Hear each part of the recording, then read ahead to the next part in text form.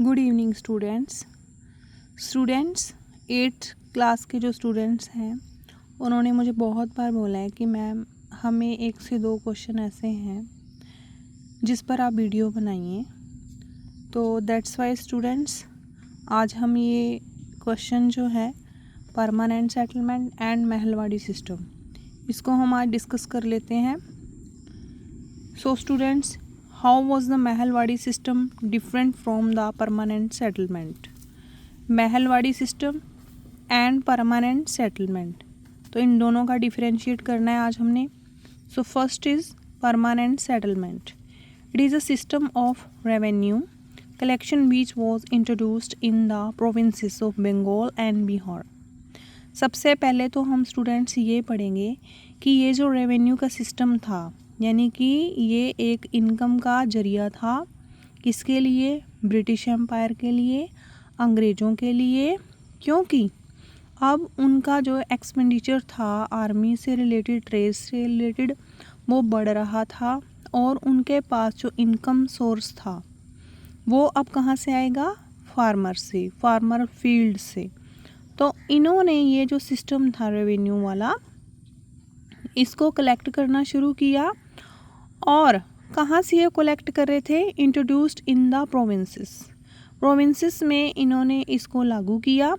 और अगर हम बात करें स्टेट्स की, ये मेन है कि कहाँ की बात हो रही है कि ये कहाँ पर इन्होंने लागू किया था। तो ये 2 जगह हैं स्टूडेंट्स, बंगाल एंड बिहार। ये 2 स्टेट हैं, लेकिन इसमें सबसे मेन आ जाता है कि किसने इसको लागू किया था। उस समय के जो लॉर्ड थे वो थे लॉर्ड कॉर्नवालिस। तीसरा इसमें जो मेन इम्पोर्टेंट है स्टूडेंट वो है ईयर कि टाइम ड्यूरेशन क्या थी। तो टाइम ड्यूरेशन है student 1793। The entire work of revenue collection was assigned by the जमींदार। डील किसके साथ करते थे? जो ब्रिटिश गवर्नमेंट ऑफिसर्स थे, जमींदार्स के साथ। जो जमींदार थे जिनके पास उस टाइम रुतबा था सोसाइटी में, हायर क्लासेस में शामिल थे ये, इनके पास ज़मीनें थी और ये अमीर लोग थे। हु वर गिवन हेरिडिटरी, है ना। तो इनके पास ये प्रिविलेज था, इनके पास ये अधिकार था काफ़ी सालों से। तो ये हेड कहलाते थे अपने एरिया में। राइट्स ओवर द लैंड, ज़मीनों पर इनके राइट्स थे। on the conditions that they would pay a fixed amount of revenue to the government।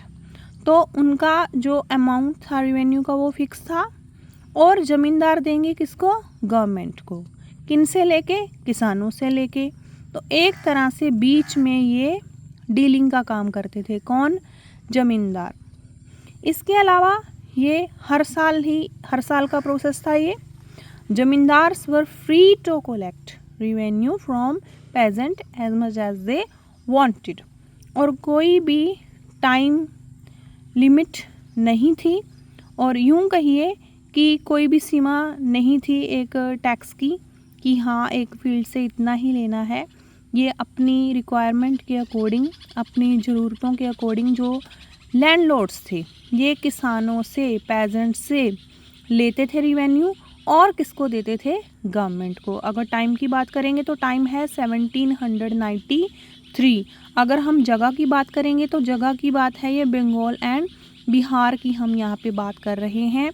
और अगर हम पढ़ेंगे कि इस सिस्टम का नाम क्या था, तो सिस्टम का नाम था permanent settlement. After that students, Mahalwari system.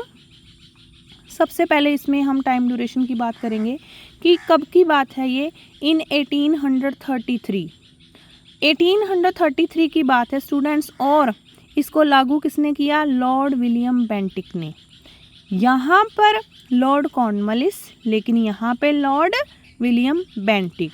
यहाँ पे बात है 1793, लेकिन यहाँ पे बात क्या है? 1833।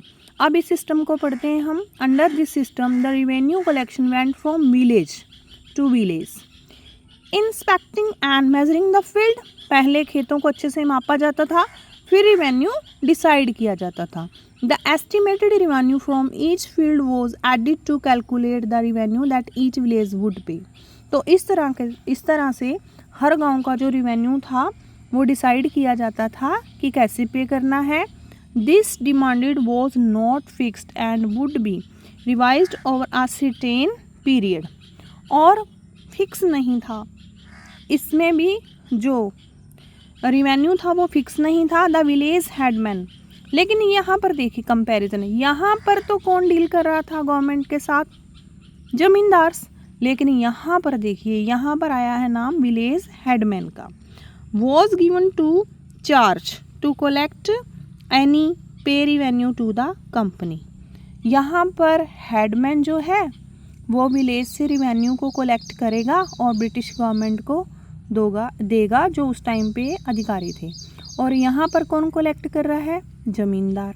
ठीक है, यहाँ पर 1833, यहाँ पर 1793, यहाँ पर लॉर्ड विलियम बेंटिक और यहाँ पे लॉर्ड कॉर्नवालिस।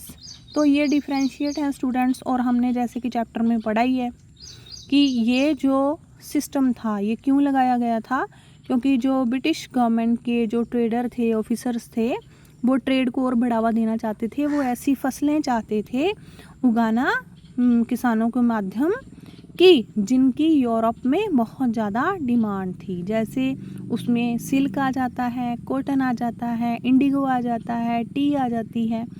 और इसके अलावा उनका एक और पर्पस था कि ये जो एग्रीकल्चर का काम है, जो सोइल की फर्टिलिटी है वो बनी रहे, ज़मींदार इस पे और ज़्यादा ध्यान देंगे, कैसे वो ज़्यादा रिवेन्यू कलेक्ट कर सकते हैं, कैसे वो अपनी मनपसंद फसलें उगवा सकते हैं जिनकी यूरोप में जो एक्सपोर्ट वो करके उससे अपना जो प्रॉफिट है वो हासिल कर सकते हैं। इसके अलावा वो ये चाहते थे कि जो किसान है वो और अच्छे से कल्टीवेट करेगा सोइल को। तो उनके मन में बहुत सारी बातें थी।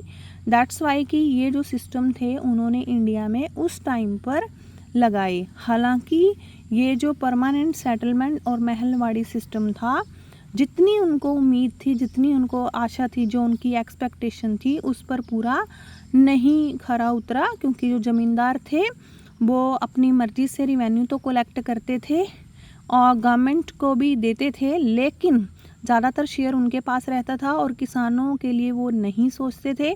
और सबसे बड़ी बात कि उन्होंने जो सोइल थी उसकी फर्टिलिटी बनी रहे, उसके लिए कोई भी उन्होंने एफर्ट्स नहीं किए, ना ही उन्होंने किसानों को इसके लिए मोटिवेट किया। तो वो लोन देते थे किसानों को, महंगे प्रॉफिट ज़्यादा प्रॉफिट करते थे और ज़्यादा इंटरेस्ट लोन पर जो इंटरेस्ट था वो ज़्यादा था। दैट्स वाई कि जो किसान थे उनको कुछ बच भी नहीं रहा था, अपने पसंद की फसल भी नहीं उगा सकते थे।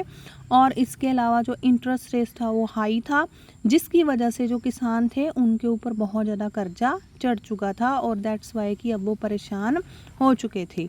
तो महलवाड़ी सिस्टम में फिर उन्होंने दूसरा सिस्टम बदल दिया, परमानेंट सेटलमेंट वाला महलवाड़ी सिस्टम लेके आए, ताकि ये जो हेडमैन है, जो ज़मींदार नहीं कर सके, वो विलेज हेडमैन करेगा। तो इस तरीके से ये दोनों ही जो सिस्टम थे उनका ये कंपैरिजन था, डिफरेंशिएट था। आई होप कि आपको समझ में आया होगा students. Thank you and have a nice day.